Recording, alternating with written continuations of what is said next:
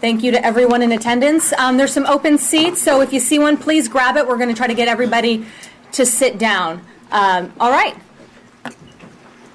We are holding this hearing today to get information and to hear from our elected officials responsible in the preparation and execution of last Tuesday's election debacle. We are very familiar with what happened, but we're here to understand why it happened. I think only when we get a comprehensive understanding of the why and the impact those decisions had on the voters can we truly begin to address meaningful solution. That's the first part of this committee. The second part of this committee will be to hear from the public to get an understanding of their experience, good, bad, indifferent, positive. I really had encouraged the public to participate, and I'm overwhelmed with the participation right now. I think this is excellent, and I think it will be probably one of the most impactful parts of this committee to hear from the public what had happened, what it meant to vote, and to get a greater understanding of what they went through.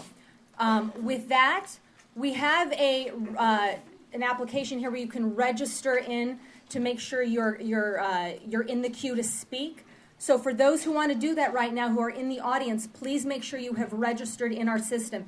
If you're having issues or problems, we do have paper forms here that you can fill out, and that also is acceptable. Just to note, when you do it online, there's an opportunity to make comments, and that will be in the public record, so I think that's important.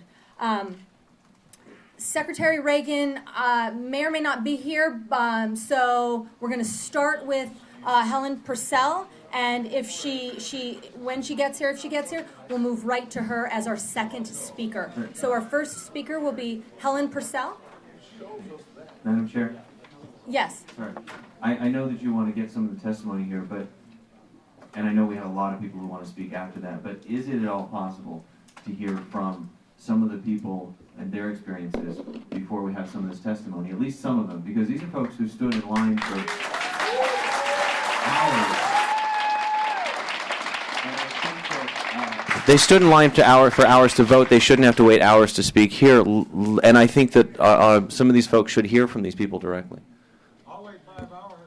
Thank you. Thank you. I think we're going to start with Helen Purcell. We need to get an understanding of what happened, like I said, in the why, and then we'll move from there. So if you'd like to address the committee this morning. Thank you so much for coming. Thank you, Madam Chair, members of the committee. I think, as you usually do out here, for the record, my name is Helen Purcell. I'm a Maricopa County Recorder. I want to begin. Okay, I'm sorry. There's some people in the audience who can't speak, so if you could just come a little bit closer to the microphone, that'd be terrific. Thank you. I want to begin by, again, apologizing for what took place on March 22nd, for the long lines, for the inconvenience of our voters. As I said before, I am deeply sorry. It was my responsibility to put this election on in Maricopa County, and we obviously made some mistakes. And I want to apologize to not only the members of this committee, the members of the public who are present, and those who might be listening. As I said in the past, I am deeply sorry. We have put together a slide presentation to kind of take you through what took place in the planning for this election. And if you would allow me to do that, that presentation will be appearing on the screen.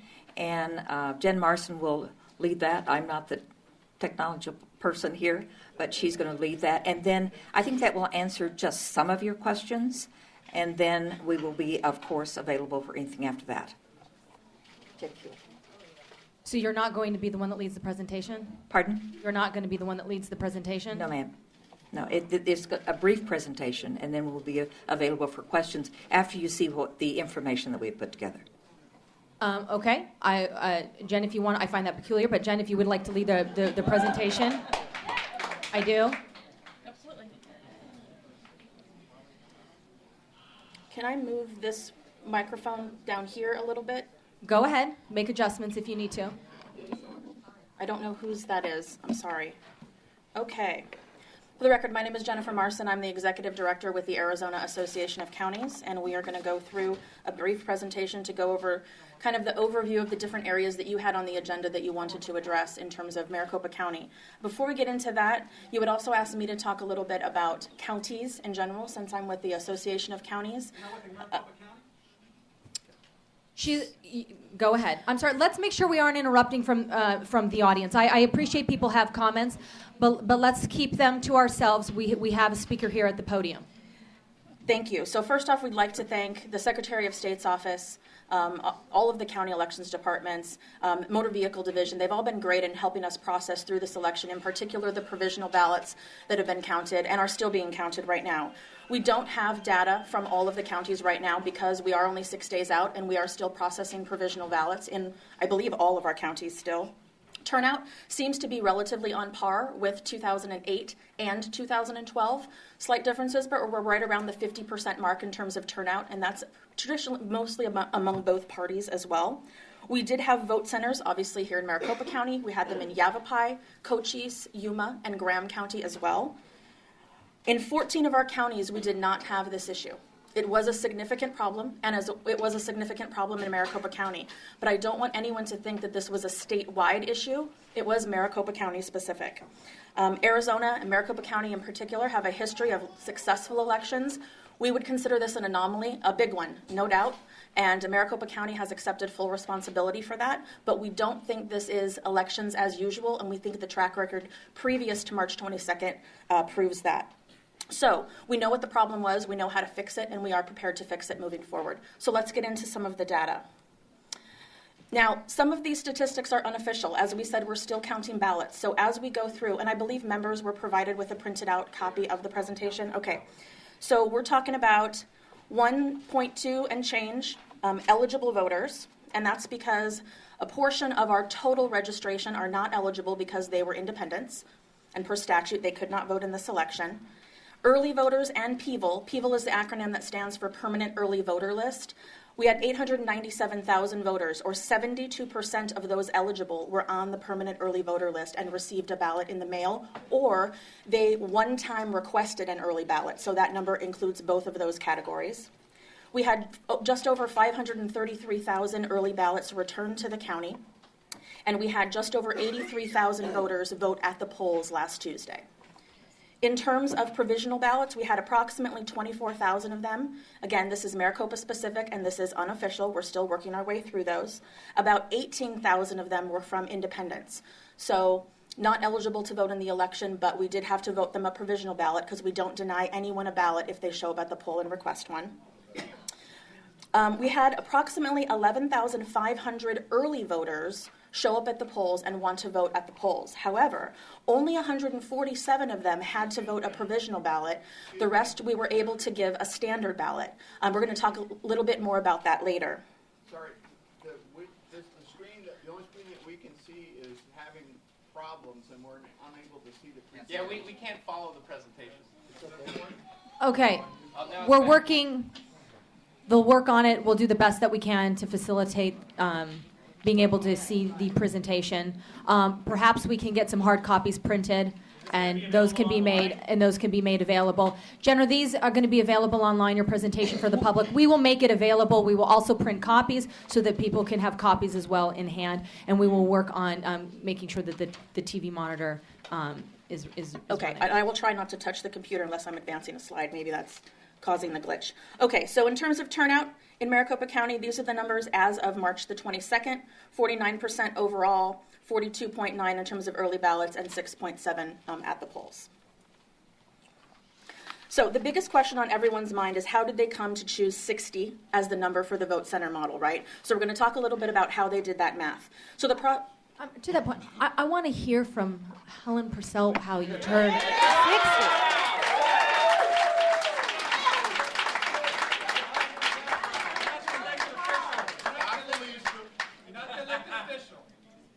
You have to be quiet. I appreciate everybody's engaged, and that's a good thing, but we need to be respectful in the audience. Thanks again.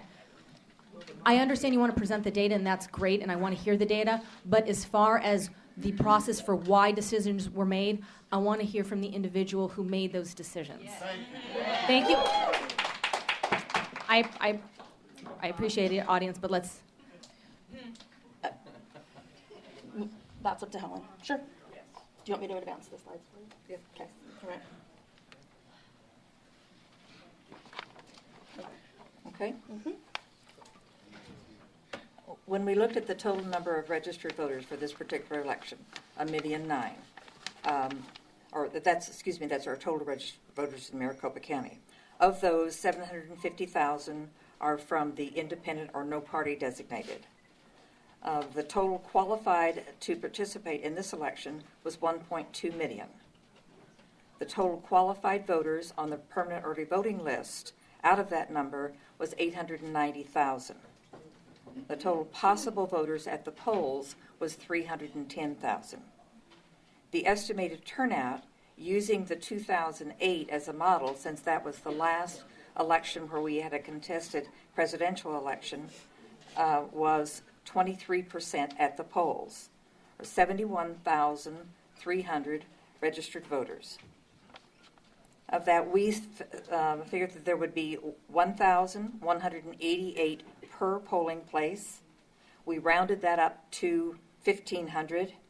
In 2008, we had 5 to 7 workers, 2 lines to check in, and at that time we had paper rosters for a signature check-in. In 2016, we sent out 13 to 15 workers per polling place and 4 to 5 in check-in in the lines, and we had the new electronic poll books in order to check those people in line. And with the electronic poll book, you can use your driver's license or voter identification card and just swipe that through the electronic poll book, and it will bring up the voters' information as to whether or not they are eligible for that election and the ballot that they should receive. So this is Madam Chair. to that point, Representative Mesnar? Madam Chair, Ms. Purcell, I'm just making sure I'm trying to follow you. So you're comparing 2008 and 2016.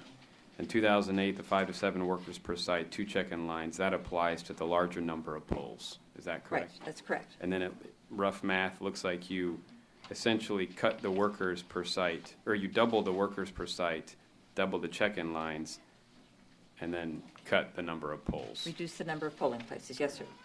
But, down Excuse me, 30% Madam Chair, of the. Representative Mesnar. Okay, just making sure I'm following. Thank you. So, Madam Chair, some math was added to the sheet that Helen has, so if I may. Okay. Okay, so then the way that you do the comparison, right, between 08, which is the data that they projected would work, and then the actual data that we saw on March 22nd. So we guessed there'd be 1.2 million eligible, 1.238 and some change. We guessed there would be 890,000 people getting an early ballot. It's 897,000 and change. 310, we're a little bit higher here, 341, 545. So that gave us, and we actually had 83,489 voters show up at the polls to vote. So a little bit higher than the guesstimation of 71.3, but not outlandishly higher.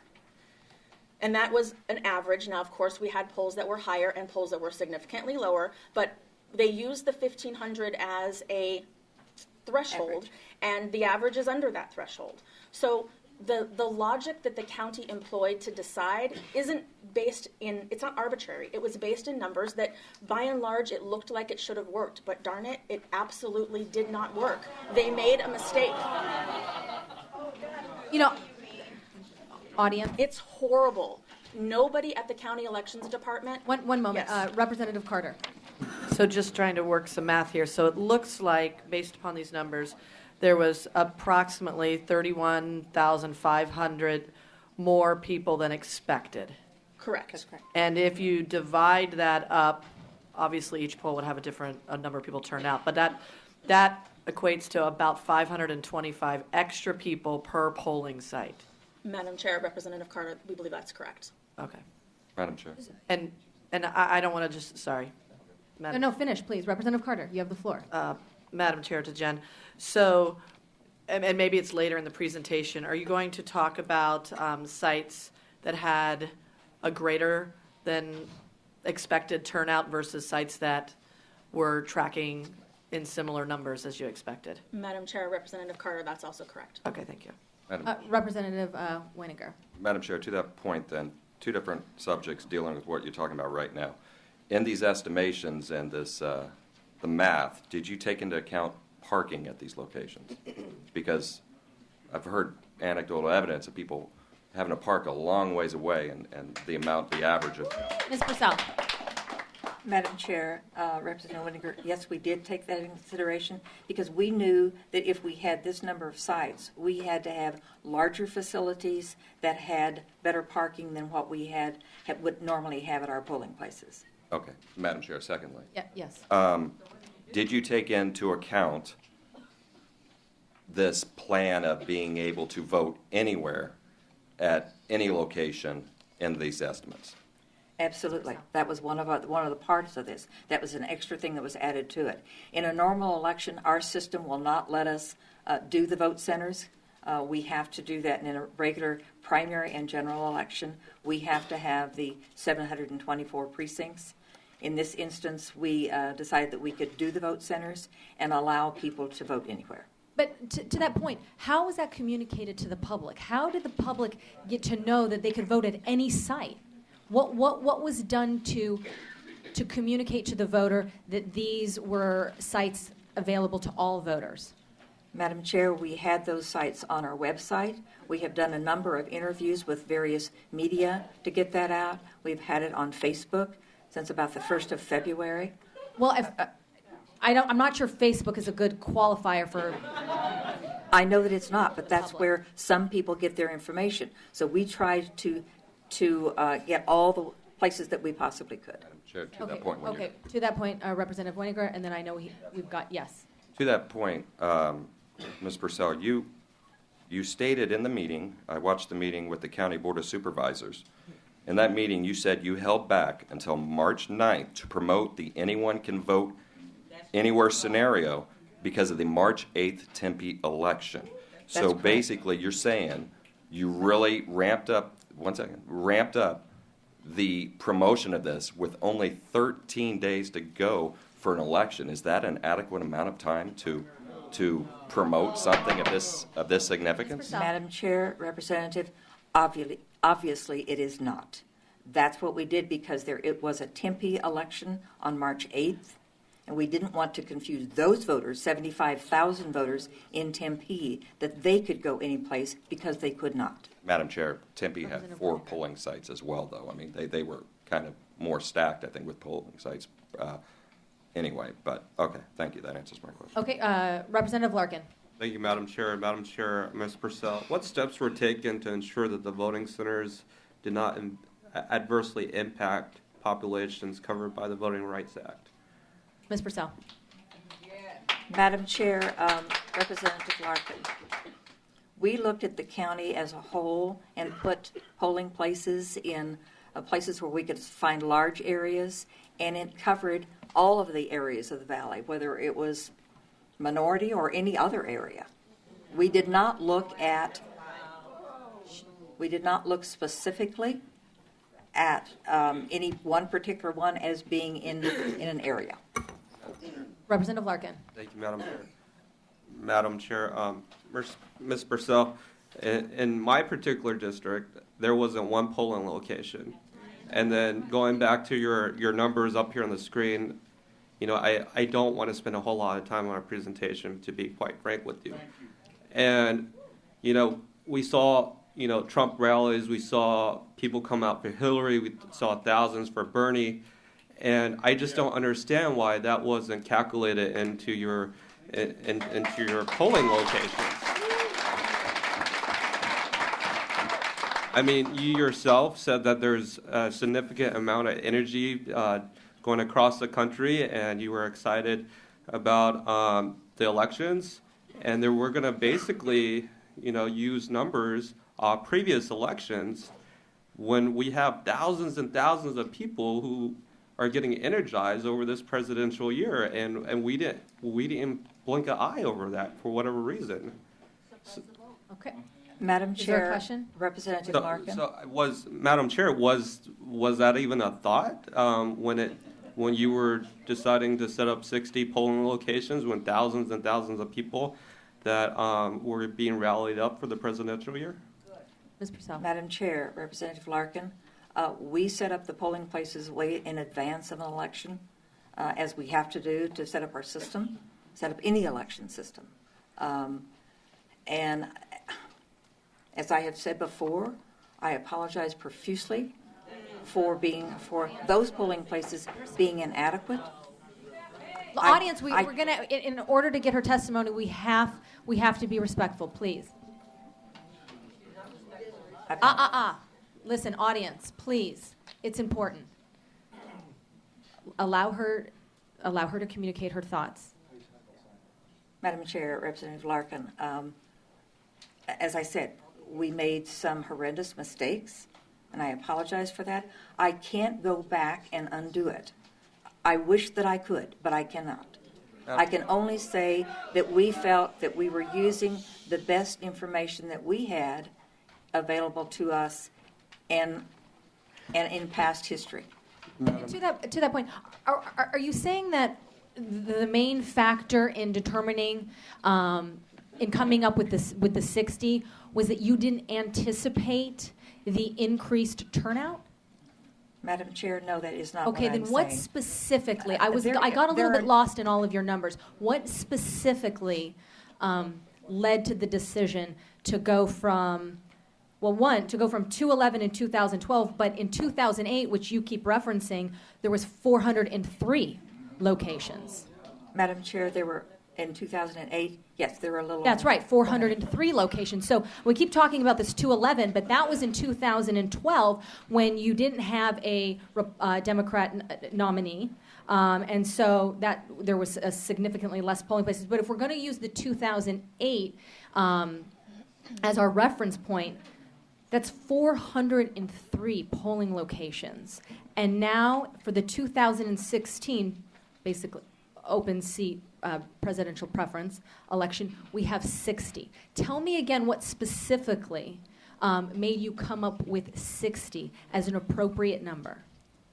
Madam Chair, there are several factors. There's not any one. Okay. One of those things is that the increase from 2008 to 2016 in the number of people who are eligible on our permanent early voting list. Those people will already be getting a ballot and obviously would not or should not be going to the polls on Election Day because they have already received their ballots. Okay, so the that was one assumption issue. there was that we had an increased amount of individuals participating in the early ballot. We had a little bit more than double the number from 2008 to 2016. And so there was an assumption made that these individuals were going to then vote by mail. That's correct. That's what they have chosen to do. Oh, right. Chose to receive their ballot via mail, and the assumption was that they were going to also then return it via mail. Okay, so that's one. But also, if they did not return it by mail, they could turn it in at a polling place. They didn't have to stand in line. They could turn it into a polling place. Just drop their ballot off, as they do in most elections.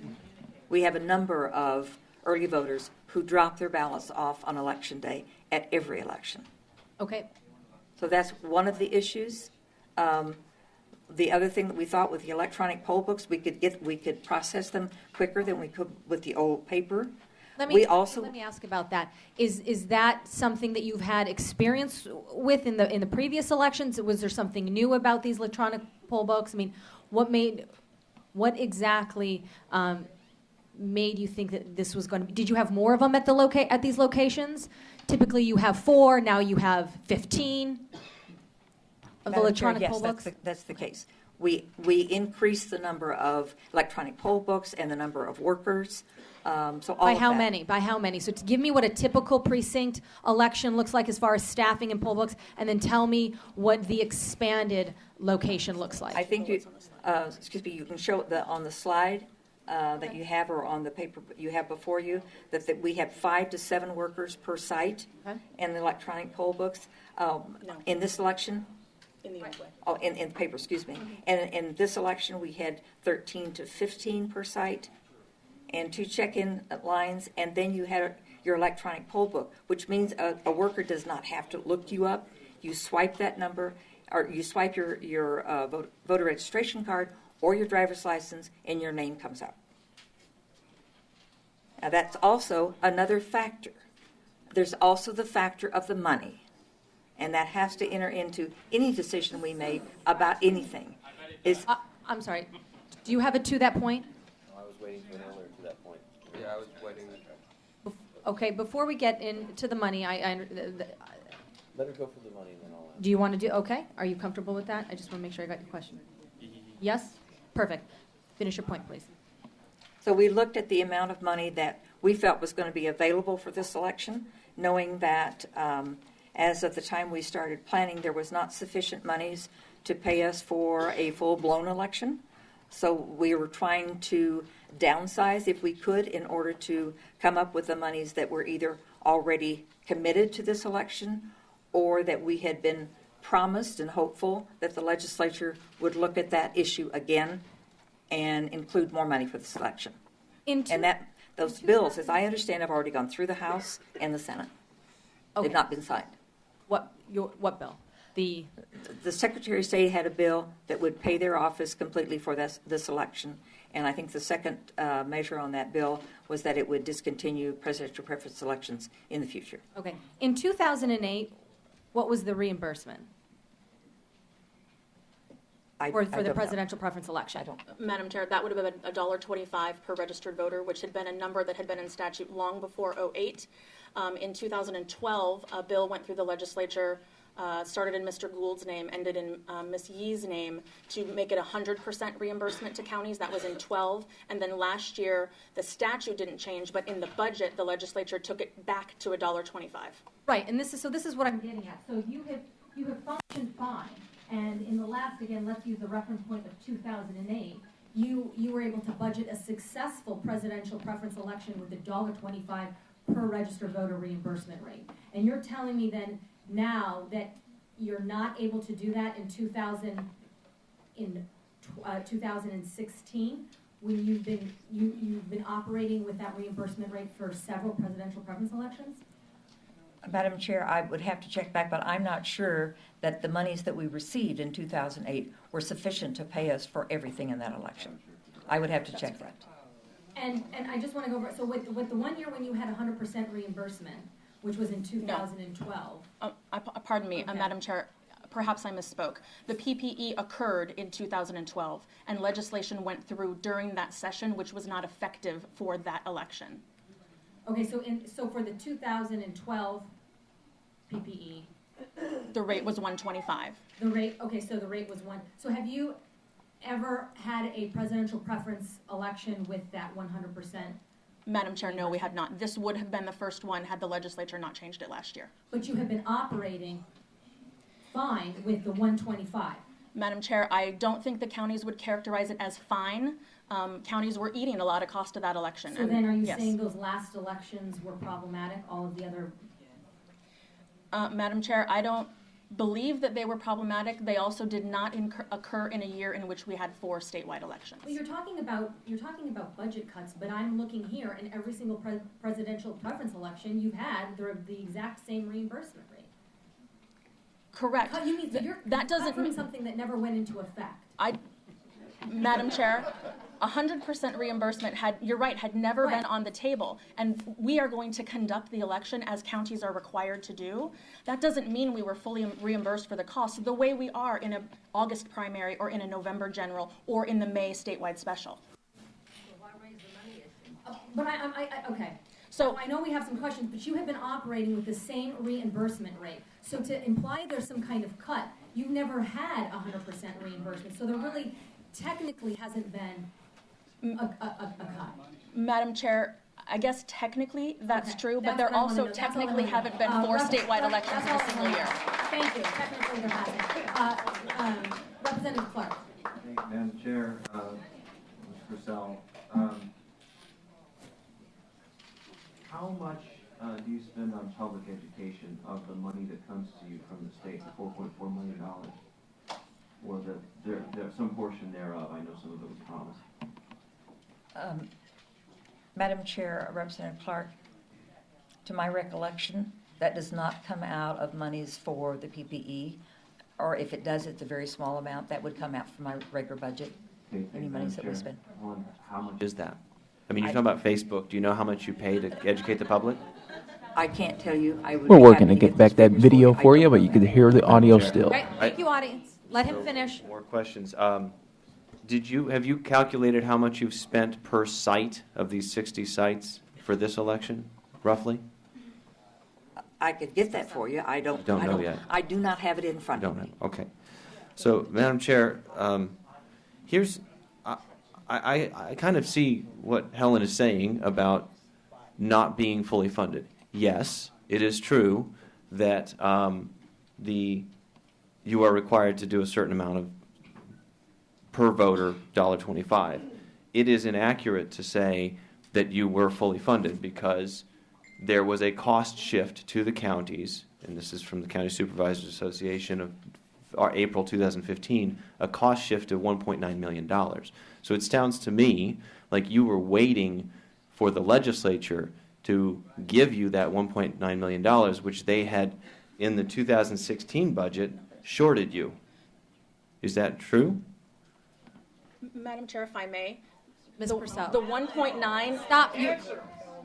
Madam Members? Chair, the 1.9 in that sheet is not correct. The shortage is the 6 and change that we are asking for in the two bills this year. And while, no. 6.6 million. 6 million. I think it's 6.2, Eric, 6.2? 6.2 is the total that's in both Senate Bill 1486 and House Bill 2557. I always forget the House bill number, I apologize. And yes, while we never received the 100% funding that was passed in 2012 after the 2012 PPE, when counties go to set their budgets, we look to statute. And so in 2013, 2014, 2015, up until the change last year, we were budgeting to receive 100% reimbursement when counties did their budget planning for future elections. Then last year, when the budget passed and no longer included that money, while yes, we had never received it, we certainly had budgeted for it because it was changed in statute. Madam Chair, we need to unpack this talk about this bill that would have given you more money. Let's be very clear about what that bill did. It gave you money for this year, but in all future years,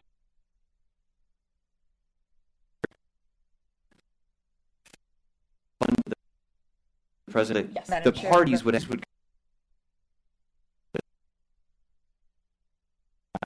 outside the state, and it would abdicate the state's responsibility to run elections. So let's not say that that is a solution to that. The reality is that the legislature cut funding for polling, and that's where we find ourselves going into this election with less money for polling at the county level. Is that correct? Madam Chair, Representative Clark, Ms. that's Purcell. correct. That's correct. Thank you, Madam Chair. Representative Larkin. Thank you, Madam Chair. Madam Chair, Ms. Purcell, one thing that frustrates me is that as your elected official, how come we just sat around and waited for money? It sounds like how come we just didn't step up and come to talk to the Secretary of State's office, talk to the legislature, and just say, hey, we're going to be having we're going to have a disaster in our hands because the county doesn't have enough money to deliver to the voters a satisfactory primary election process. I don't. If I see a problem about to occur here, I want to mitigate that problem. So, was there any discussions at all, prior to last Tuesday, in this process? Madam Chair, Representative Larkin, I think you can go back and probably Eric Spencer is here from the Secretary of State's office. We have talked any number of times, and that's the reason for the two bills that are in the legislature at the present time. Madam Chair. To that point, Yes. To the point on the money in the counties, Jen, you represent all the counties, correct? Madam Chair, Representative Whitaker, that's correct. Did the other counties have problems like this and blaming it on the funding? Ms. Purcell. Well, she represents all the Madam- counties, Jen does. Madam Chair, Representative Whitaker, the other counties are definitely going to be eating some of the cost of the PPE if the reimbursement that's in those two bills does not come forward. That's just a reality of PPEs as long as I've been doing this, because the $1.25 was set back in, I don't know, I think it was in the mid-'80s it was set. So it doesn't reflect the true cost of running an election. So yes, all of the counties will be eating some of the cost of the PPE to varying degrees, of course. Okay, so the other counties made it work. And to that point, one more question I think is important. Ms. Purcell, did anyone from the governor's office communicate to you that you would be reimbursed for this election? Madam Chair, Representative, no. Nobody from the governor's office told you that the money would be coming and you would be reimbursed? I don't know of reassurances that I have. Okay. Madam Chair, Representative Weniger, from a lobbying perspective, our organization is an advocacy organization, and this is what we do. And we have had communications with both Speaker Gowan, President Biggs, and the governor's staff, and they seem to be on the same page that the funding is probably coming. The challenge is the other piece of the bill, as Representative Clark mentioned. And so because right now they're tied together, I don't know that I have full confidence that the money is coming because we don't know what's going to happen with that other And issue. to that point, if you didn't have full confidence that the money was coming or not coming, why wasn't there a contingency plan to have enough polling places at the $1.25, which is the number that you've been working with for the last 3-4 elections?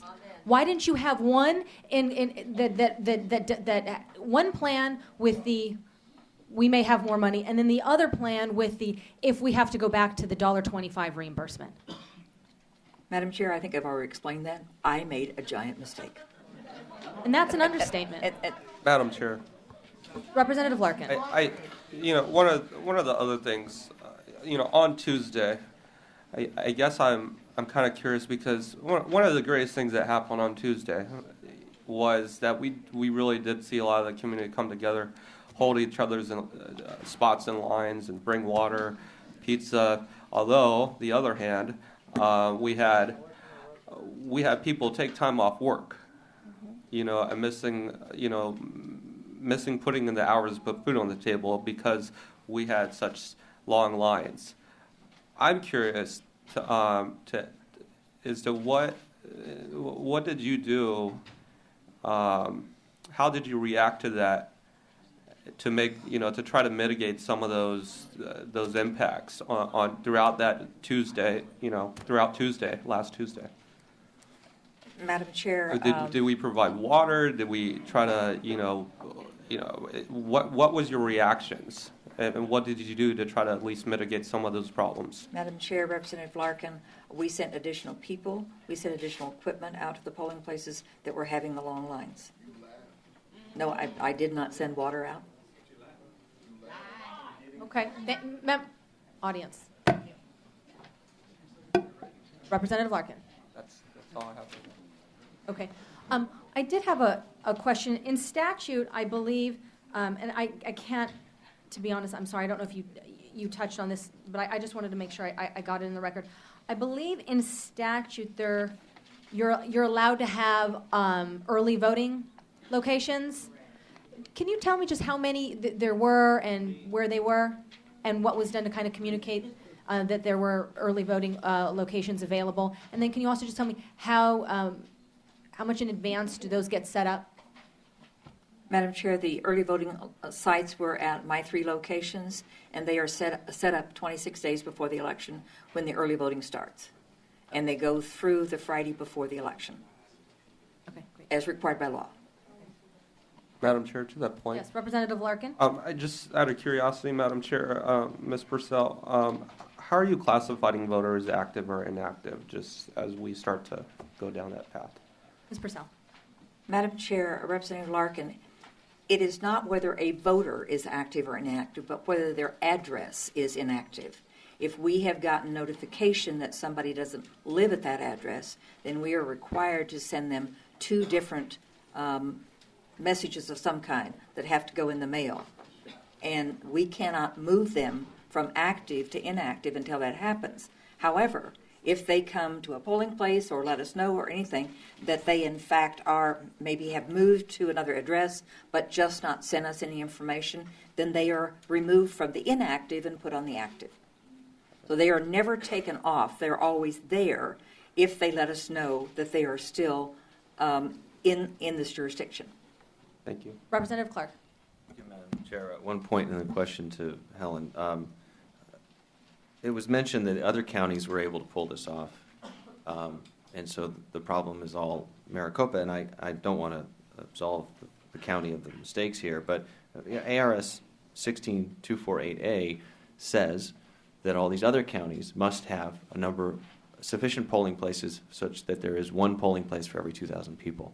That is not required in Maricopa County.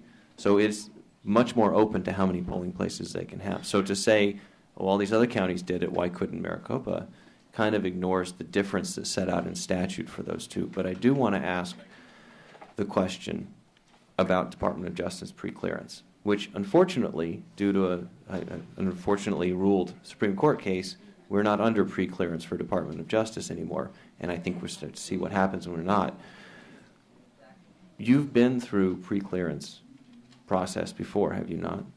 Madam Chair, Representative Clark, yes, we have. So, Madam Chair For a Helen, number of years. you have many times. So, Madam Chair Helen, when you looked at this, did you honestly think, yeah, if preclearance were still here, we would have made it through, Department of Justice would have been okay with this? Madam Chair, Representative Clark, no, I did not. You didn't think about that? No, I did not. Okay, so, Madam Chair, this is my point. When the states, yeah, she did. So, Madam Chair, this is kind of my larger point. When states are not required to go to preclearance anymore, people just don't think about it, just like you said. We didn't think about it. And that's when voters are disenfranchised, particularly minority voters, voters that don't have the means to go to these polling places many miles away and take time off work. We need to have, if not preclearance from the federal government, we must have in this state an objective committee that will look at these polling places and decide, would this pass preclearance if we still had it? That's the only fair way to have votes in the state.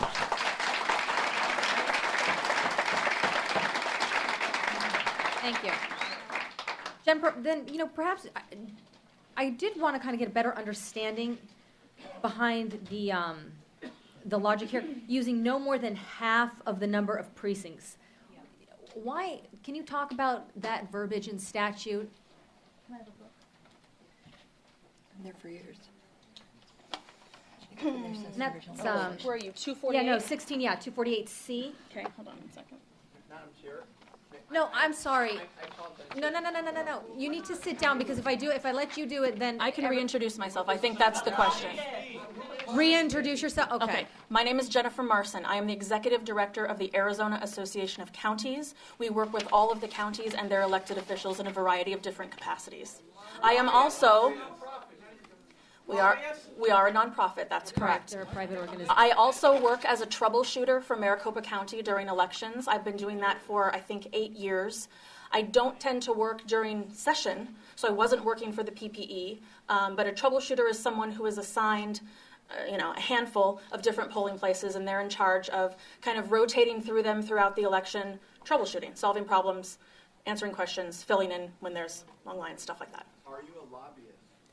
Yes. Madam Chair, yes, I am a lobbyist. No. Member, audience, you got an answer. Let's continue. Helen Purcell's on the agenda, as well as Secretary of State finally joined us. Thank you for joining us. Yes, thank you. Do you see where I'm Okay. referencing? What is so polling places for the presidential election by using no more than one half of the number of precincts as of January. What is the logic behind that? Madam Chair, I don't know. I think that section of statute has probably been in place since 1995. It looks like that's when this section was added. Okay. I'm not aware of a change to that section in the 14 years that I've been doing this. Okay, so just old, outdated statute. Okay. Also, I have another question here. I believe for the reimbursement, I just wanted to get back on that. It's $1.25 for each active registered voter in the county. Is that correct? Madam Chair. Madam Chair, yes, that's correct. Okay. Are you getting reimbursed for voters that are not eligible to vote in the presidential preference election? Ms. Madam Purcell. Chair, that is all registered voters. Right. So, Active registered. okay. So the other voters, because I think that's how they're or the independents, that other category, who are not eligible to vote in the PPE, correct? That's correct. Correct. Okay. but they are being accounted for as far as a reimbursement rate. Yes, Madam Chair, they are. So do you see how here you know there's been comments made that you're not sufficiently funded, you don't have enough money, but you're getting reimbursed for voters that you don't even have to manage at the polling sites that are not allowed and are not supposed to be voting. Do you think that's fair? Do you think that's appropriate funding to get reimbursed for individuals? Madam Chair, Voting. the funding that is available to us does not cover the ones who are eligible for this election. But are you getting reimbursed for as far as I'm reading in statute, for active registered voters? Does that include independents? Yes, Madam Chair, it does. So you are getting a $1.25 reimbursement rate for independents who are not eligible to vote in the presidential preference election? That's correct. Madam Chair. Madam Chair, to that point. Madam Chair, I believe the legislative history behind that decision, and that is a legislative decision, is because if the state statute is something that has to work for all of the counties. We can't just write statute that works for Maricopa County. So if you look at a county like Greenlee that has a much, much smaller population, if they were only reimbursed for party registration, they wouldn't even come close to having enough to put the polling places out, get the equipment. And so that was part of the discussion when the legislature decided that it needed to be actives and they didn't split it up by party. That was a legislative decision. Okay. Madam Chair, Representative Wenninger. to that point, Ms. Purcell, can you tell me the difference of how many registered voters there are now in 2016 versus 2008, which is what you use your comparison for? I do. And I guess I'll give you where I'm going with that while you're looking at it. If you have a natural increase in the amount of voters, you're getting more money than you did in 2008 because you have more voters, yet we constrained the amount of polling places, et cetera, that we're using. So I'm just thinking with the valley's been growing by natural growth, you would be receiving a lot more money to put this on anyway. Ms. Purcell. Madam Chair, Representative, I will get that figure for you. But I know that we have more people that are registered to vote. Madam Chair, it Okay. looks like the total registered... No. I got it. Thank you, Representative Larkin. This is from 08.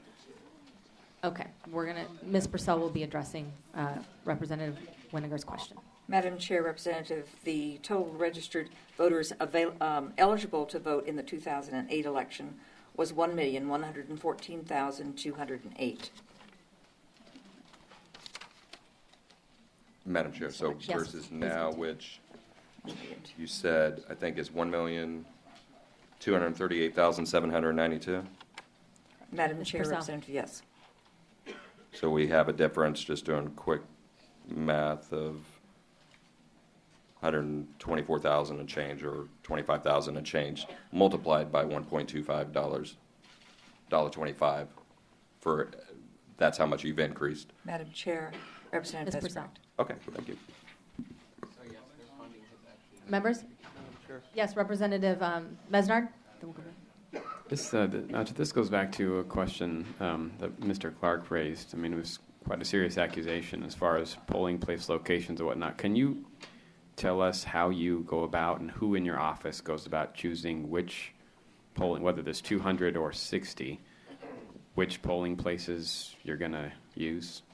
Ms. Purcell. Madam Chair, Representative Mesnard, we have a group of people in our office who do that, coming from various angles of it. Those people who deal with getting polling places, the people who look at our voter registration count. So there's a team of people that look at that with a map of the county. We did not use the legislative district as an overlay in this particular case at all. To that point? No, we have it to the point here. To the point. Representative Carter. Why? That's my question. And to that point, for Yeah. further explanation, I hope we're able to address this map on the presentation. That's what I keep. I'm going to interrupt you, members. There are copies outside this door. So for those who want to follow along, please step outside and get a copy. Please continue, Representative Carter. Because I represent pretty much everything north of the 101 from Scottsdale Road to 67th Avenue. And if you look, there's just a giant blank spot right here where on that day I received incredible amounts of communications of where do I go to vote. Most people, the highly popular polling places in this sort of North Phoenix corridor. Here's a better map. Now can you see? Okay, here's a better map. So there's a giant gaping blank hole right here. It was just really difficult for people, to figure out why their previous polling place was not open, and then what to do about that. And in one area right here alone, a polling place that has 14,000 registered voters in that general vicinity has been closed now twice. So I understand that you didn't use legislative districts, but I think it's pretty clear that there's a gaping hole in many parts of the county. Madam Chair, Representative Carter, yes, there appears to be. I'm not, but Like I say, we did not use an overlay of the legislative districts. Was there, Madam Chair, to that point, was there a conscious decision not to use that as or was it just we thought we'd use something? I mean, was there a discussion around whether to use that or not to use it? Madam Chair, Representative Carter, that this was supposed to be tallied on congressional districts. So we certainly looked at congressional districts, but did not look at legislative districts.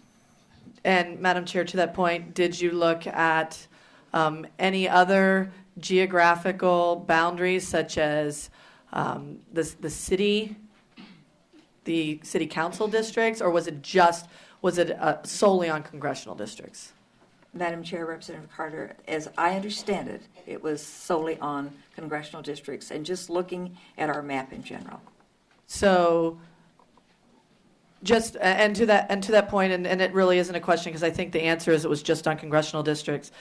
That section of North Phoenix, there's entire school communities where there was one polling place. There was, in my legislative district, it was pretty much circled, but there was the heart of big population centers were not well served. So I just think for future, obviously, want to take this opportunity as a teachable moment and figure out how we can do this better moving forward. So hopefully this never happens again.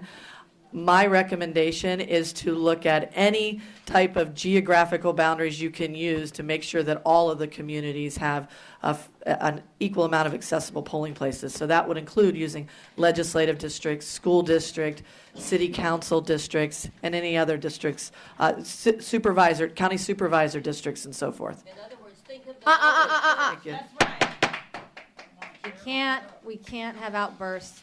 Otherwise, this needs to be a structured format. No, that was a statement not designed for Thank you, Madam Chair. a response. Agreeing with the representative.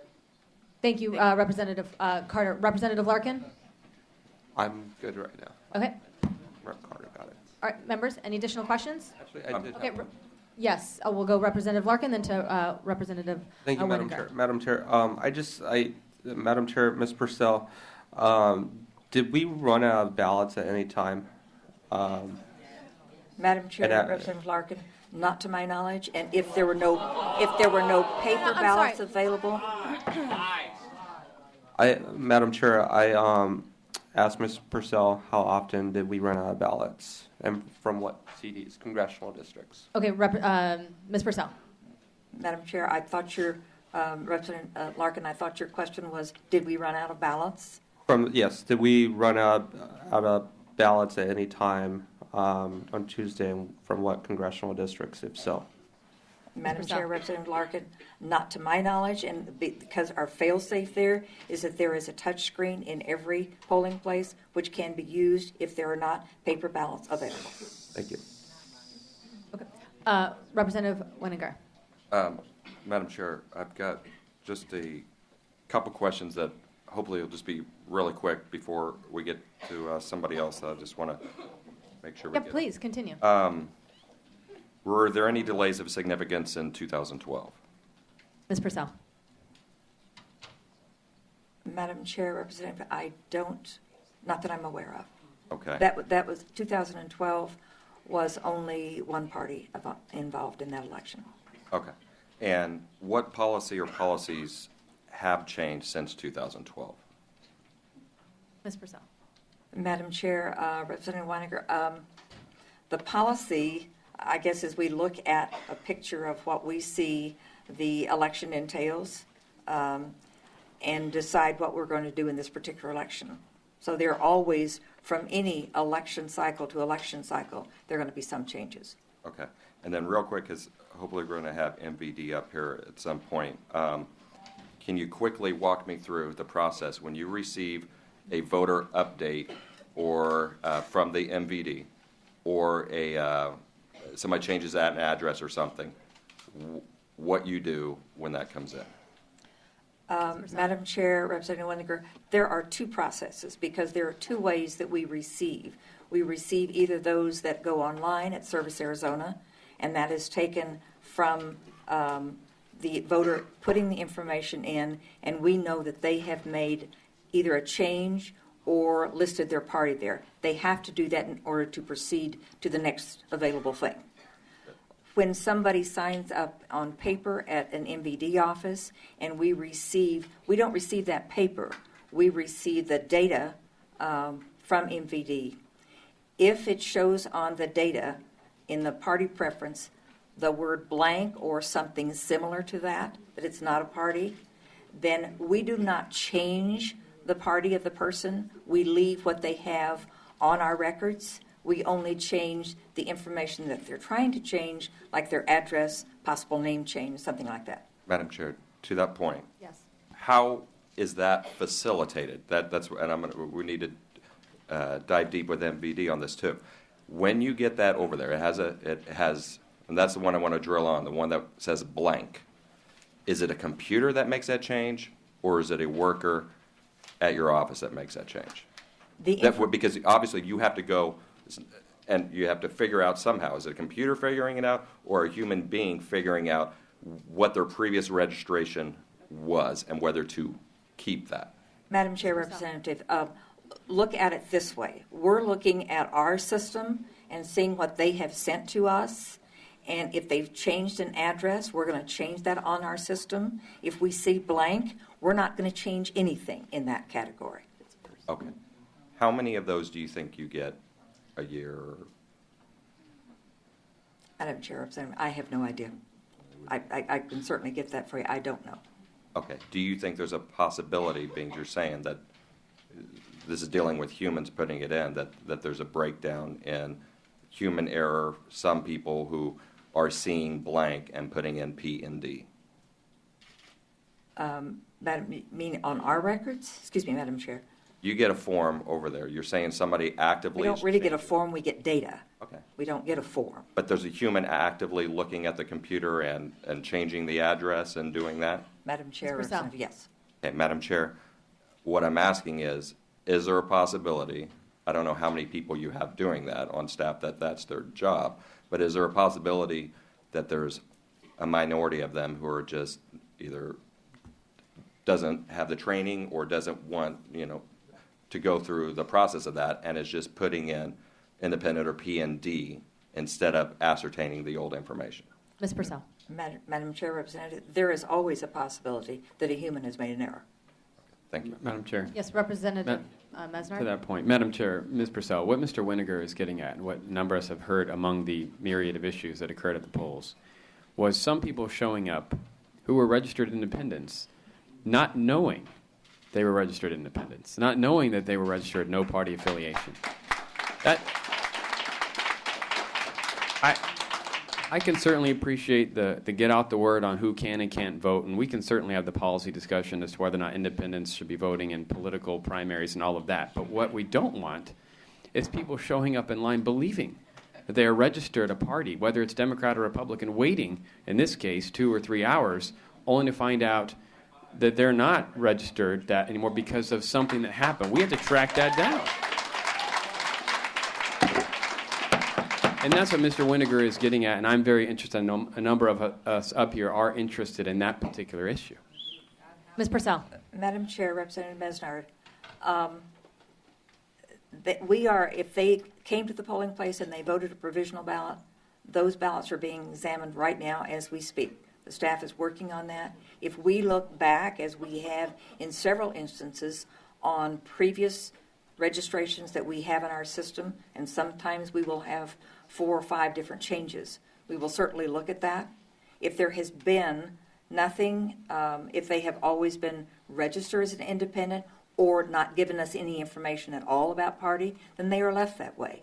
If they have registered in a party and not done anything since then we show that that ballot is good because they are registered in that party. So you will count it. And it will be counted if they're registered in the party. Okay, so But I think the point is they shouldn't have even had to have done a provisional ballot to begin with. Madam Chair, yes, that Right. Not is not the that you point. have not that you have a default plan if to take into consideration those who thought they were in one party and ultimately realized they weren't, but they shouldn't have had to vote provisional to begin with. Representative Mesnard. Madam Chair, that is, so both points are my question. So obviously we need to fix any issue going forward, but what you are saying, if I heard you correctly, is that those will be counted. If they showed up, they were registered independent on the face of it, but you go back and see that there's been a clerical error or whatever led to this, you're saying because they filled out a provisional ballot, they will be counted. Madam In Chair, this race. Representative Mesnard, that's correct. Okay, to that point, and then it is It's Larkin. very much to that point. Okay, Larkin, I see. Where that just creates a little bit of frustration for constituents that I spoke to who called after the deadline to switch to make sure that they were, if they were registered independent or Democrat, and then they registered through no action of their own independent, and they called in preparation. I had a constituent who was turned away, and I talked through it with her, and now if she had gone to the poll and waited 4 or 5 hours, would have her ballot now been counted? I mean, now I'm really concerned because She was told she couldn't. she was told fundamentally that she couldn't.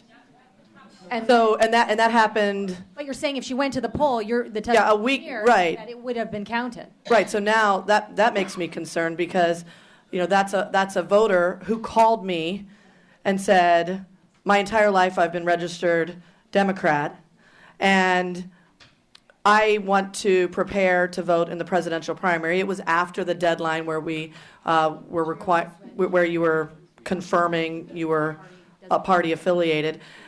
And I said, I'm sorry, I wish there was something that I could do for you. But I said, obviously that's the information you were giving. And now, if other people were in that same situation and went to the poll and cast a provisional ballot, their vote would be counted? That's a concern. I mean, Right. Do you see how messed up this is? Right.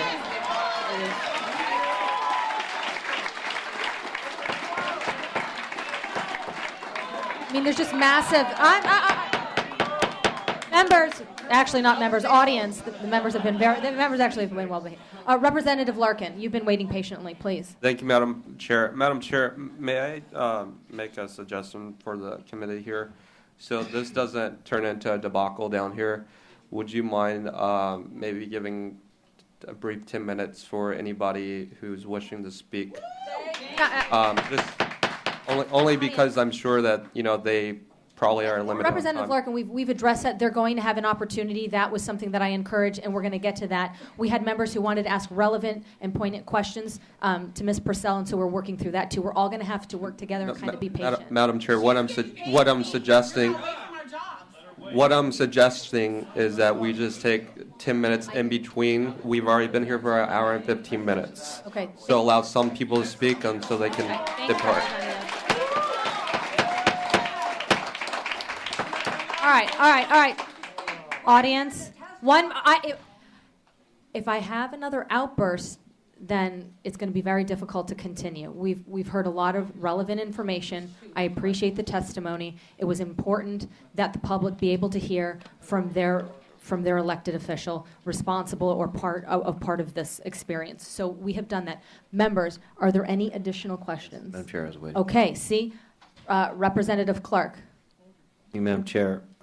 Helen, in the March 23rd Arizona Central, AZ Central article, you said, we looked at a lot of factors and then obviously we wanted to save a little money. The legislature has instructed us to do that. How did the legislature instruct you to do that? Through the budget reductions that they passed for the 2016 budget?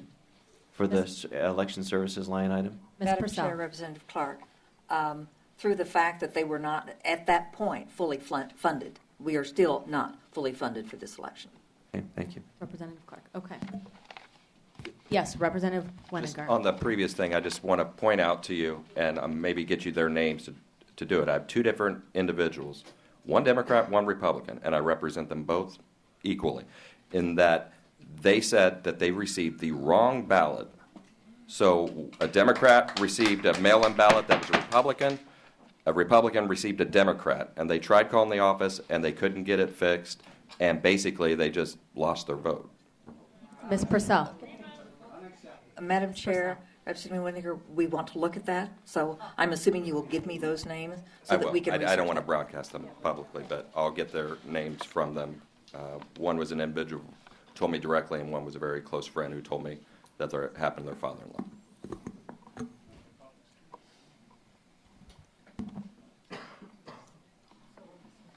May I have a page?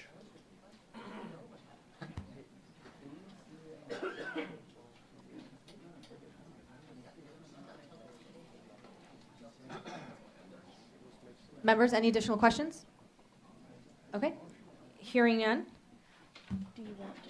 Representative, Ms. Purcell, did you have any comments before we move on to the next speaker? Did you want to? No, Madam Chair. Representative Larkin. Thank you, Madam Chair. Just a quick question. Madam Chair, Ms. Purcell, is there a preferred method to your office where voters can come and submit questions at a later, since we do have a lot of people here? If they want to ask you a question directly, how would they go about doing that? Madam Chair, Representative Larkin, go through our website, recorder.maricopa.gov, and those questions will get to me. And you're ready for the flow this time? Thank you, Madam Chair. Thank you, Ms. Purcell. Thank you, Ms. Purcell. Okay, members as well as the audience, we are going to move to Secretary of State Michele Reagan, who has been waiting patiently. After that, we will then have public testimony. We'll have a break for public testimony. Then we have a couple. Madam Chair, some of these voters were waiting in lines for 6 hours in the heat. I think the least we can do is let them a few minutes to speak.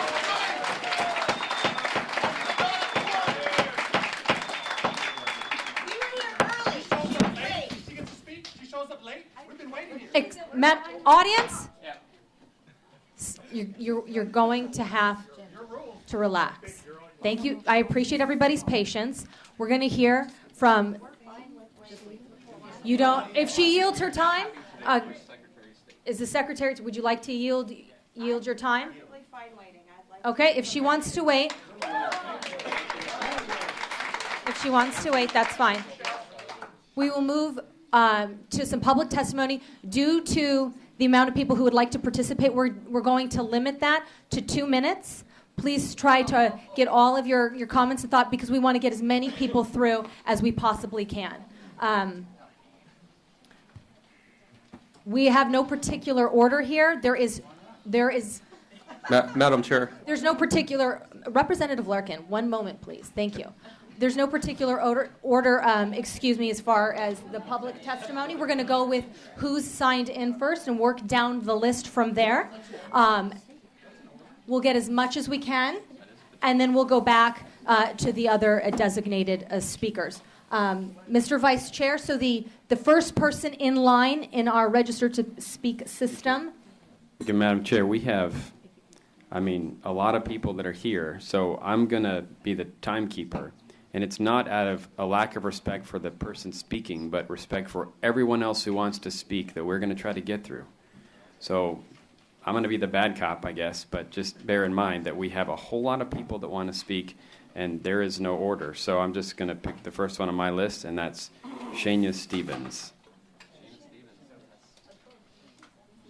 Shayna Stevens. Ms. Stevens? She's in the hall. Okay. In the she's hall. coming. Okay. Madam Chair, Maybe- Representative Mesnard, maybe you could give us an up to bat and on the plate. Up to next. He'll manage. Okay, thank He'll you. manage the up to bat so we can get. So after Shayna will be Patrick Seifter.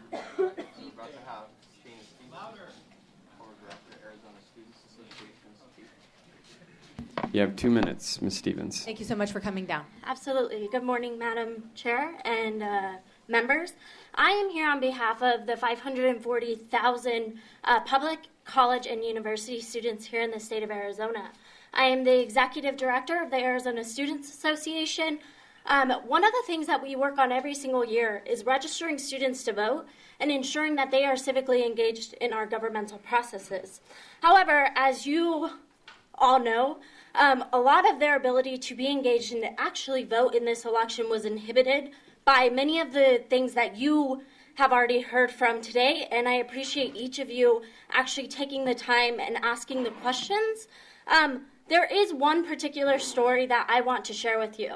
I spoke to a student who just a few months ago returned to the state of Arizona after serving a year overseas. She is a soldier in the Army. She asked me not to share her name with all of you, but wanted to make sure that her story was part of the many that you will hear today.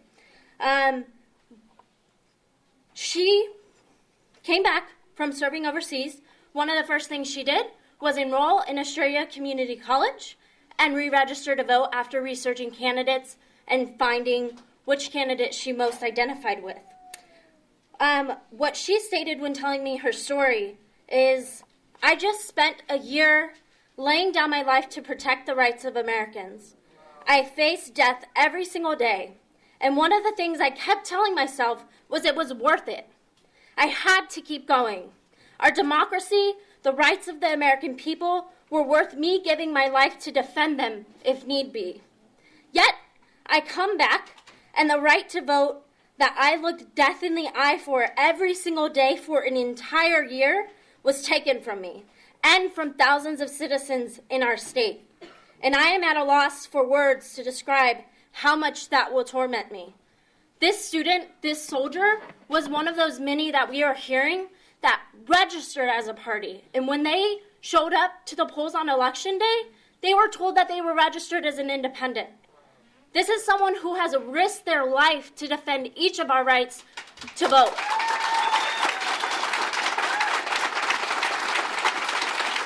And so I ask that each of you remember her story, because she's not the only one.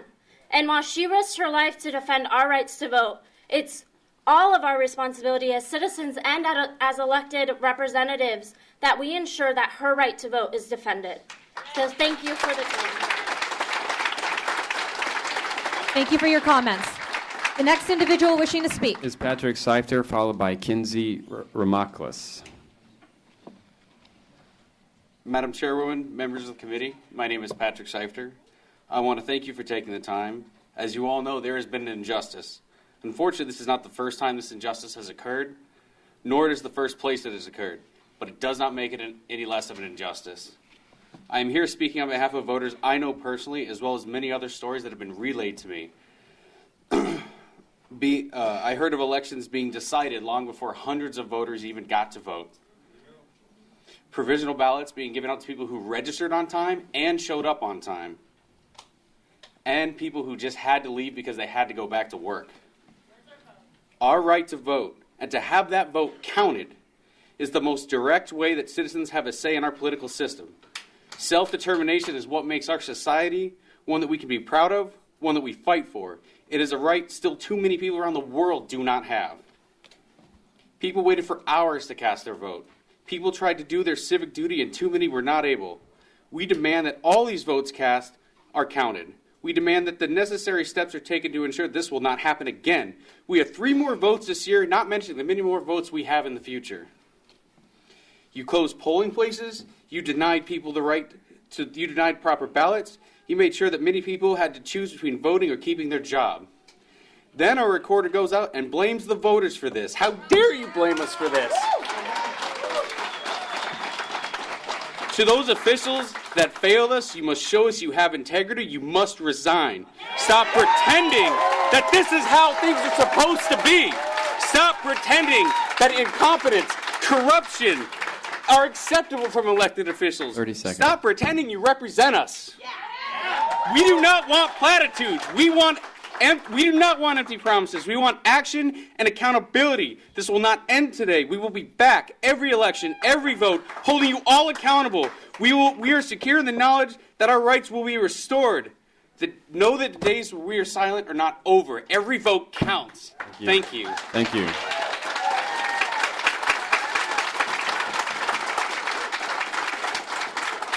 Thank you for your comments. The next individual wishing to speak. It's Kinsey Ramaklis, followed by Danny Robinson.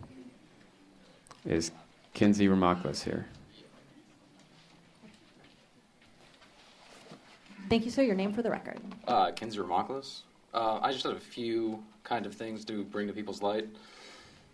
Over 38% of registered Arizonans voters identify as independents, and to deny them their right to vote in a presidential preference election, being the only closed primary in Arizona, seems kind of silly, especially when you consider the fact that I'm not sure when it was, but recently there was a voter registration data breach of over 191 million registered voters. Data is exposed, freely searchable on the internet. Using that information alone, anyone could go on to servicearizona.com and re-register them with a different party affiliation without their knowledge. And people's voter registrations have been changed across the country, and I feel like this is an issue that not a lot of people are talking about that much. I'm curious what would be the requirements to hold not a recount or revote, but extended voting with open registration and same-day primaries.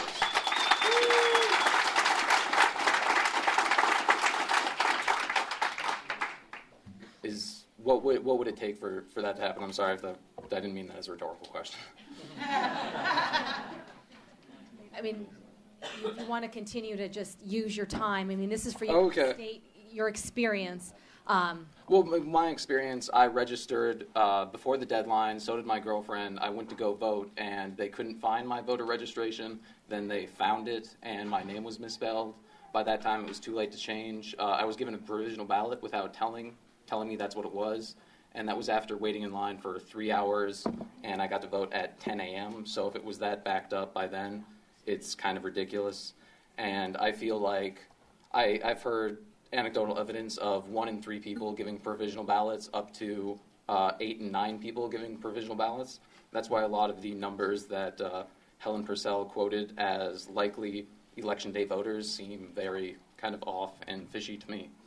Okay. Thank you, sir.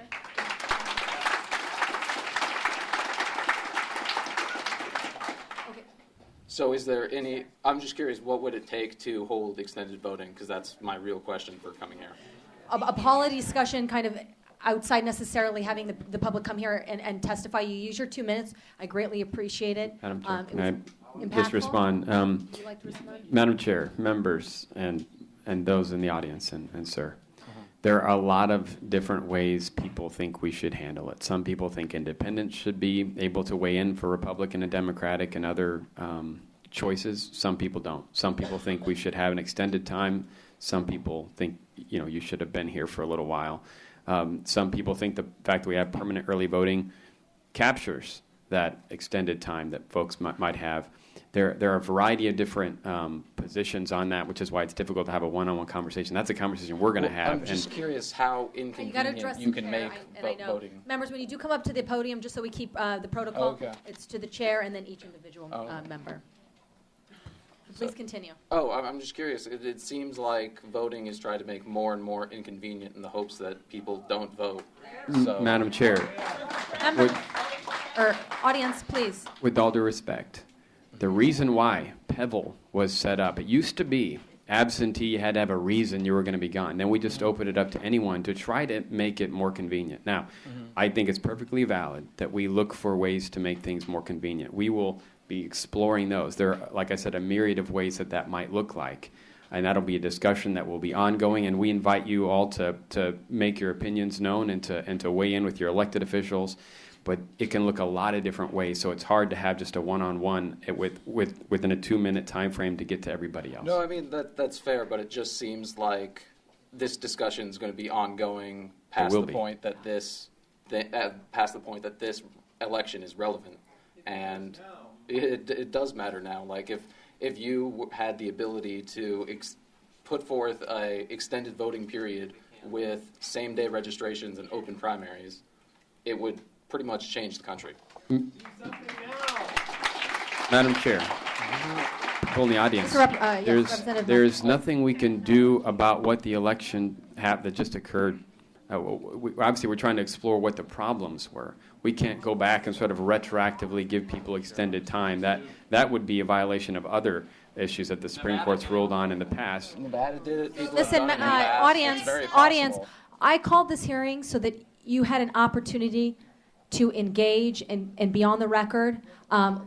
Work with me. We need to make sure this is structured and timely so we can get to as many people, all of the people possible. This is for you, and so let's use this in a timely fashion.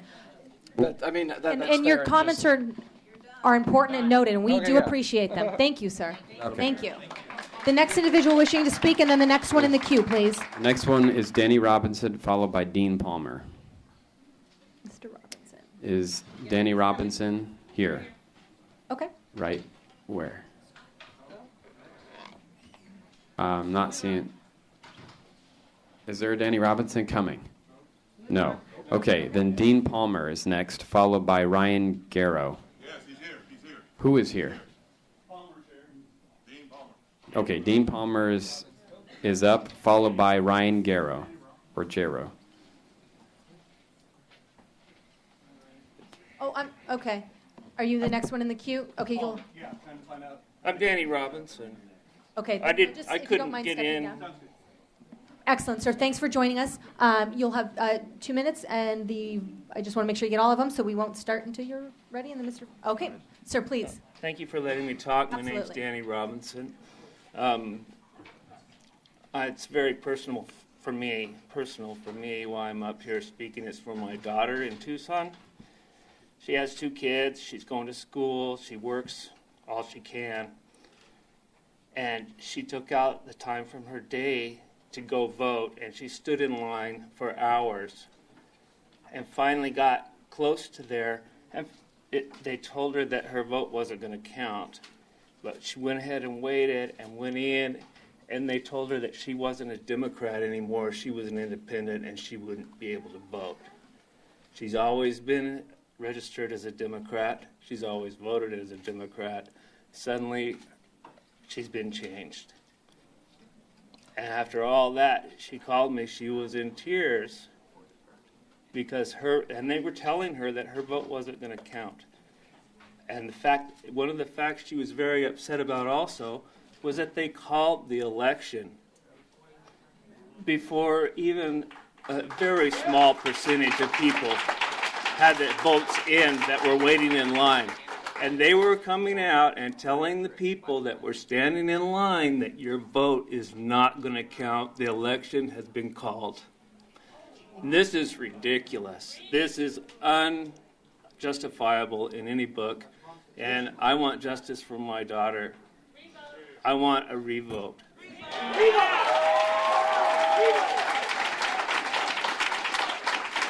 I might add that I'm an independent. I didn't realize I didn't get to vote until my wife and my other daughter got their mail-in ballots, which I normally get.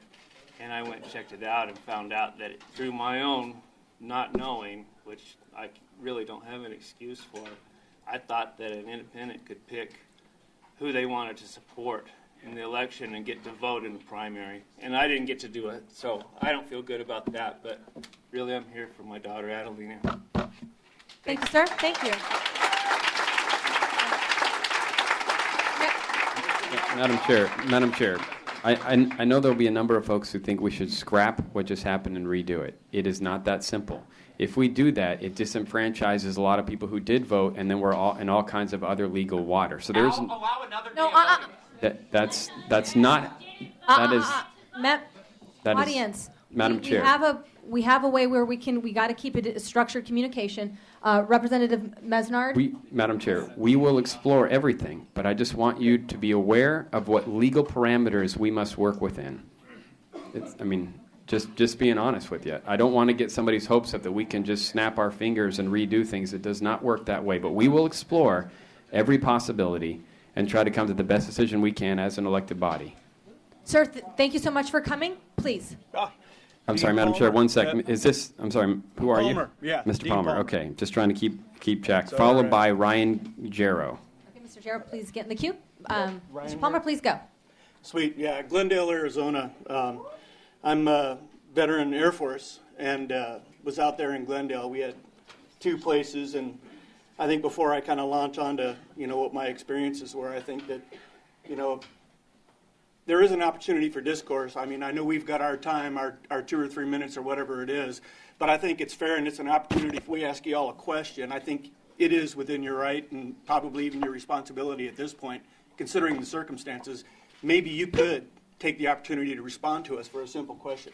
And I'll throw in there with a revote. I'll say, you know what? I understand the parameters you got to work in, and I think the folks that set this stuff up understood the parameters too. So I think that y'all can work just as hard for us as you can for the 1%. Okay? So, that being said, okay, my experience down there at my voting place, it was tough. There were people up there, the elderly, the wheelchairs, canes like myself, and we're outside in the heat. There's no place to sit. They were out of provisional ballots at 7 a.m., and I've done my time volunteering. And I'm telling the guys, hey, you might want to send your guy down, or girl, and get some, because this looks like it's a pig in a poke. You can't do it. They don't want to be involved. So the problem I had was I'm standing there, and thank goodness I've got one of these things that folds out in a little tripod. I can sit. But so many people couldn't. They wheeled up there. Then on came the sprinklers. And the folks that were in the wheelchairs and this type of thing, they got hosed. And there was no parking. And people could not do it. And there were tons of people like myself that had to turn around. People that were crying, people that were in pain. They could not handle the wait times, and they left. Americans with Disabilities Act, we'd like a little consideration. Thanks, brother. Madam Chair. Thanks again. Thank you, sir. Representative Larkin. Madam Chair, Mr. Palmer. We need you back at the microphone. If you just don't mind coming back to the mic for just a second. Sorry. Yeah, you have a bet. question. Thank you, sir. Yeah, no problem. I just want to apologize for your experience, sir, and this is why I believe that we shouldn't have outlawed ballot collecting for these very Couldn't agree reasons. more. Absolutely. Absolutely. And Jonathan, is that you? Yes. Or you can. We should not have made ballot collecting a felony for these very reasons. Round of applause. Yeah. Thank you, brother. Very important. Thanks, you guys. Thank you, sir. Thank you, sir. Okay, the next individual wishing to speak. Thank you so much, sir, for coming down. The next one, up to the microphone is Ryan Jarrow, followed by the Reverend Jarrett Maupin. Audience, we want to make sure everybody has an opportunity. We're going to extend that to everybody here. The faster we get through it, the more people go. Sir. Okay. We'll start off. My name is actually Ryan Giro. It's a common mistake. No big deal. Sorry about that. Oh, no, it's perfectly fine. Perfectly fine. Okay, so I think it's safe to say we are all here for the same purpose, democracy. It's what makes our country great. It's what allows us to essentially decide how we are to be governed. I'm going to start off also by saying that the disenfranchisement laws here in the state I find completely despicable in regards to not only people who are intertwined in the criminal justice system, but also for the people who are registered independents. I mean, I'm looking at the figures here from last year. 124,847 people could not vote because they are a part of the criminal justice system, and that's including people who are currently incarcerated. Now, of that, 82,204 of those people are out walking the streets doing, whatever they have to do to survive, whether it's, working or whatever it is they have to do. And 82,000 of those people are paying taxes and cannot vote. That is absolutely disgusting, and my heart weeps for democracy when people are completely disenfranchised from voting.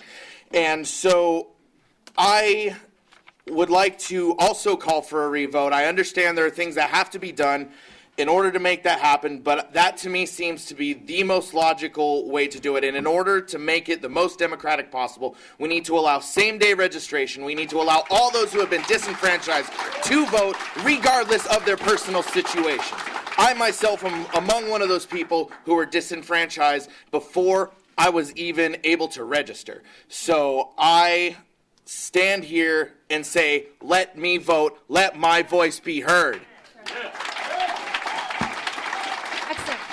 Thank you so much, sir. The next individual wishing to speak. We're going to respect everybody who wants to come to the podium to speak. The next individual wishing to speak. Was Reverend Jarrett Maupin. Is he here? I know there's a delay out in the hallway. Okay. Followed by Leonard Clark. Is Leonard Clark here?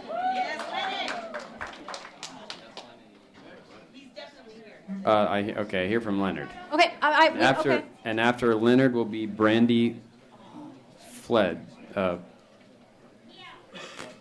Maybe that person. Madam Chair, and to Representative Mesnard, maybe read two names so that, because there is a delay in the hall, so that if they're in the hall, they can kind of queue up. Okay, so we have Reverend Maupin, followed by Leonard Clark, followed by Brandy Feld.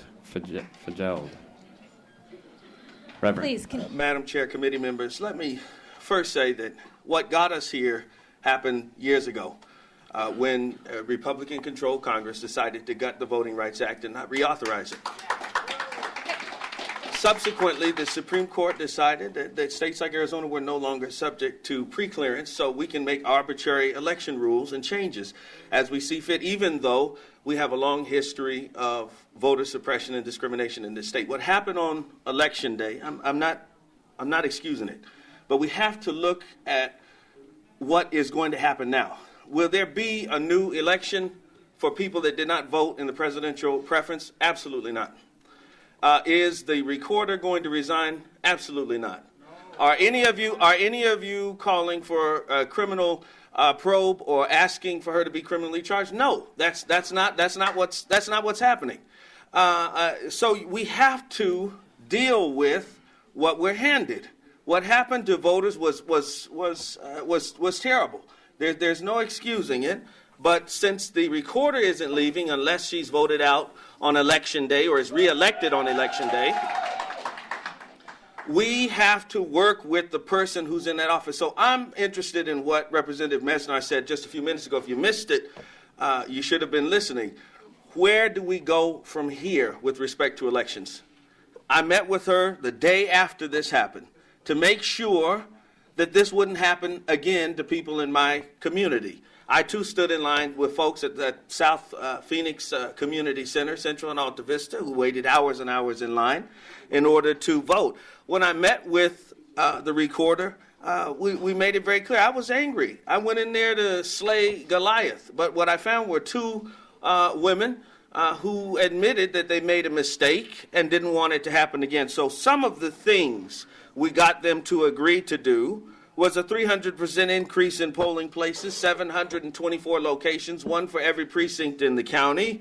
In addition to any African-American churches, and I think they would agree any other churches that want to be polling places, allowed to come in and be polling places. So now we may even have multiple locations in individual precincts. All new electronic voter rolls will replace existing machines. An increased number of poll workers and extra voting machines, public information campaign, the formation of a minority advisory board to review and monitor the elections and give input before and after they happen, and a commitment from county elections leadership to further educate the public and make sure we know what it means to be an independent or a Democrat or a Republican with respect to this. We know we need law changes so independents can participate. We know that perhaps we need a new county recorder. We know that there's a lot of reforms that need to take place. We know that the Voting Rights Act needs to be restored and enforced. Reverend. But until that happens, we have to work within the framework that we have here. There will be no Department of Justice investigation. We know that as well. And so, I urge everyone to work with the county, the recorder, and try to move forward with what we can do to make sure this doesn't happen again. Thank you for your testimony. Thank you, Representative. Thank you. Next individual wishing to speak. Okay, next individual is Leonard Clark.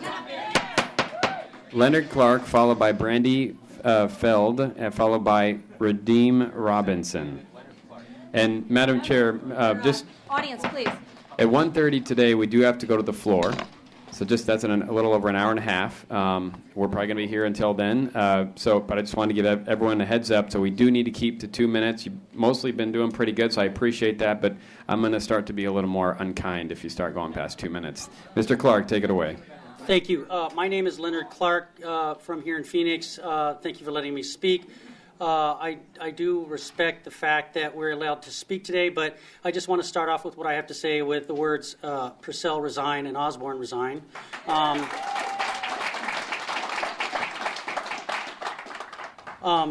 It's like, instead of the boy who cried wolf, it's the two ladies are crying wolf all the time. I'm not going to fall for it this time. This has happened repeatedly. There's a whole train of events, missed dates in Spanish, all these previous elections, the arrogant response. And even though I personally might forgive these two human beings on my own, I have no right to forgive what they did, making other elderly old ladies, children, low-income people who waited in line for 5 or 6 hours. I can't forgive her for doing that to those people. So what I want to do now is say to you that it is not fact. I have to disagree. We've already had a special court case in the eastern United States where a district court has ruled in one election where they are having a revote. So that is not a fact. I have friends whose names are on the Iraq wall out there, Iraqi operations thing that we had, who didn't come back with me from Iraq. And, while I was there, I oversaw the Iraqi elections with the military police unit. And I got to tell you, they did it much better in Baghdad, Iraq than what happened last Tuesday. So we cannot have this. Arizona is our state. It's a beautiful state. I ask that you please, after we're all gone, do not just placate us. We need the voter suppression law, such as the so-called ballot harvesting, which is not. We need that immediately rescinded by the governor. And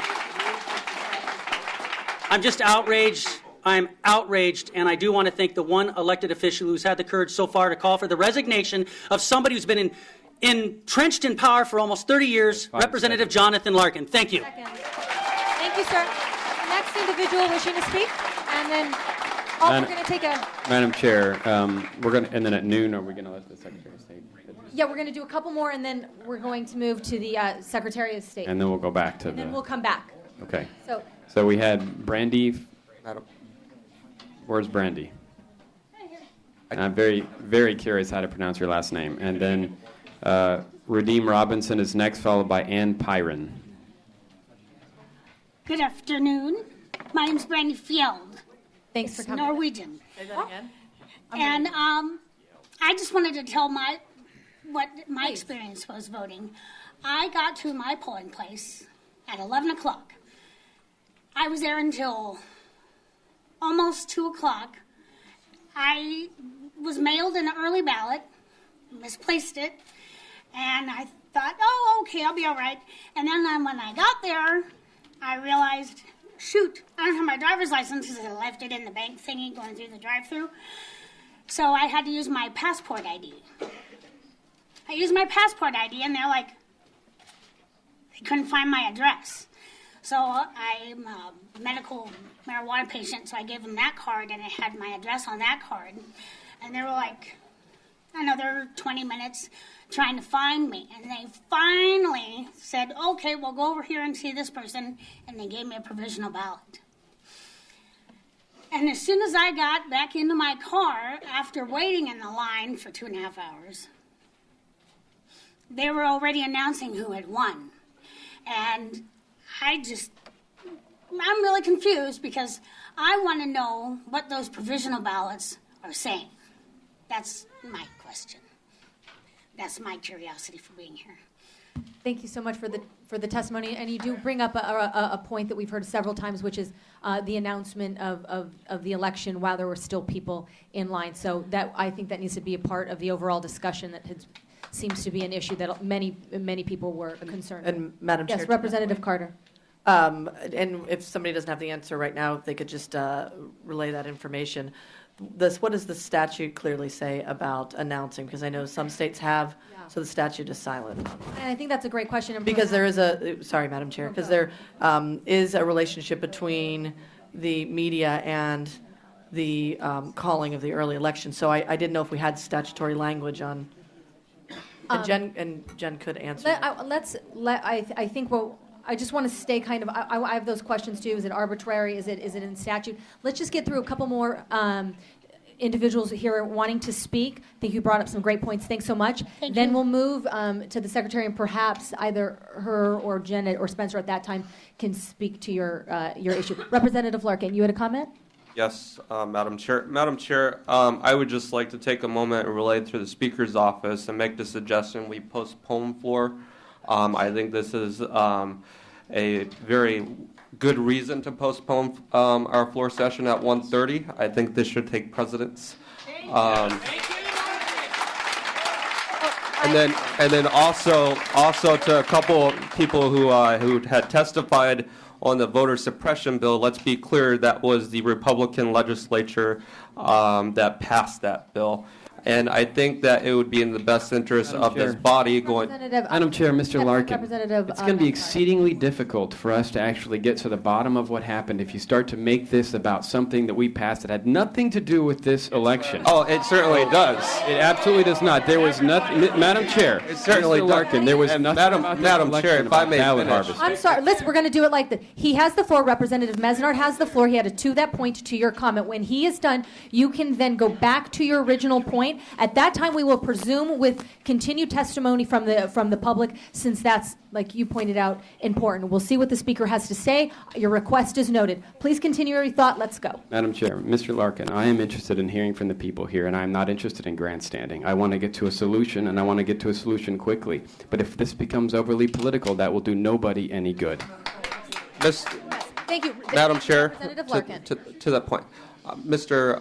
Mesnard, I just think it would be worthwhile to basically encourage the voters and the people in the audience here today that this legislature is open to have a more progressive election process going forward. That's what I'm hearing from the people who are supposedly grandstanding.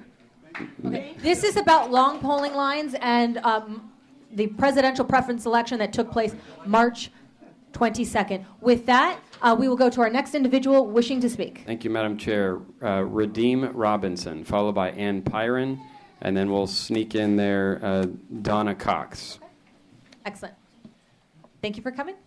Thank you for having me. I am a pastor in the African Methodist Episcopal Zion Church, and this concerns me because our community, I believe our rights to vote have been under attack. This was a planned attack by Helen Purcell, and I think she ought to resign after this meeting. People are in line for 4 hours. How does that happen? People are hungry. People in the heat. People, older people, standing in line 4 or 5 hours to vote. That's a problem. Helen Purcell, you really ought to resign. I mean, really, you should consider resigning after what you have done to the community. Sir? Also, I believe that we should have an extra day of voting. an extra day of voting. How can we call a winner when there are thousands of people still in line? How does that happen? Someone please explain to me. This is voter suppression at its best. Once again, Helen Purcell, please resign. Do us all a favor and resign. The next